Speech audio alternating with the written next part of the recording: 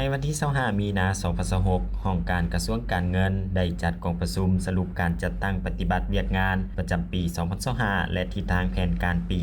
2026โดยการเป็นประธานของทานภูวกิตวงศ์รองรัฐมนตรีกระทรวงการเงินมีคณะนำห้องการคณะแผนกพนักงานบำนาญพร้อมด้วยผู้ต่างหน้าจากบรรดากรมอ้อมข้างและพนักงานวิชาการเข้าร่วมในกองประชุมท่านสมจิตคำมงคลหัวหน้าองค์การกระทรวงการเงินได้ผ่านบทสรุปการจัดตั้งปฏิบัติเวียกงานประจำปี2025และทิศทางเวียกจุดสุ่มปี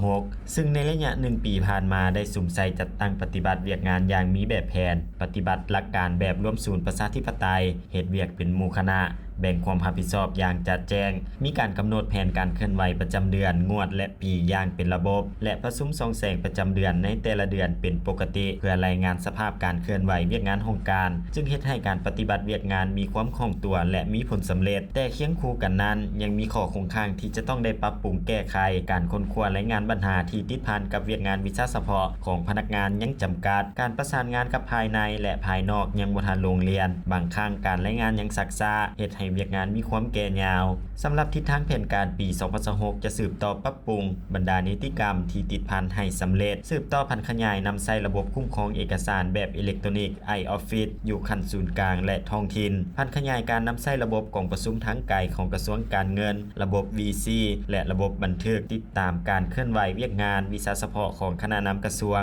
และบรรดากรมให้ร่วมศูนย์อยู่ห้องการระบบ iCalendar เคียงคู่กับการสร้างความเข้มแข็งให้บุคลากรในการยกระดับวิชาเฉพาะทฤษฎีให้มีความรู้ความสามารถและความชำนาญงานหันเป็นวิชาชีพเฉพาะยกระดับการผลิตสื่อโฆษณาเวียกงานข่าวสารและเวียกงานที่ปิ่นอ้อมให้ได้รับผลสำเร็จตามระดับคาดหมายที่วางไว้โอกาสนี้ท่านรองรัฐมนตรีกระทรวงการเงินได้แสดงความสมเชยต่อผลสำเร็จที่สามารถญาติมาได้ในระยะ1ปีผ่านมาพร้อมกันนั้นยังได้เน้นเติมว่าในปี2026พวกเขาจะจัดตั้งปฏิบัติตามแผนงบประมาณแห่งรัฐแผนพัฒนาเศรษฐกิจสังคมอยู่ในท่ามกลางสภาพโลกบ่มีความสงบเศรษฐกิจมีความผันผวนเฮ็ดให้มีความยุ่งยากหลายด้านแต่ให้เอาใจใส่เฮ็ดเวียกการศึกษาอบรมการเมืองแนวคิดให้พนักงานแต่ละขั้นหลายขึ้นกว่าเก่าปฏิบัติแผนดำเนินงานของตนที่ได้กำหนดไว้และข้อแข่งขันรักษาและพัฒนาอย่างเคร่งครัดและให้บรรลุได้ตามเป้าหมายแผนเวียกแผนงานให้มีความเหมาะสมชัดเจนถูกต้องสอดคล้องกำหนดเวลาที่จะสำเร็จด้านข้อมูลต่างๆให้ร่วมศูนย์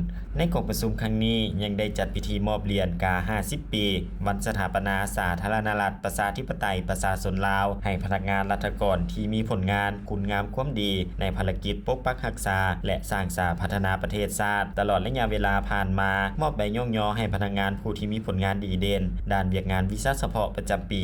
2024และมอบข้อตกลงให้พนักงานที่ได้รับอุดหนุนบำนาญประจำปี2025นำอีกด้วย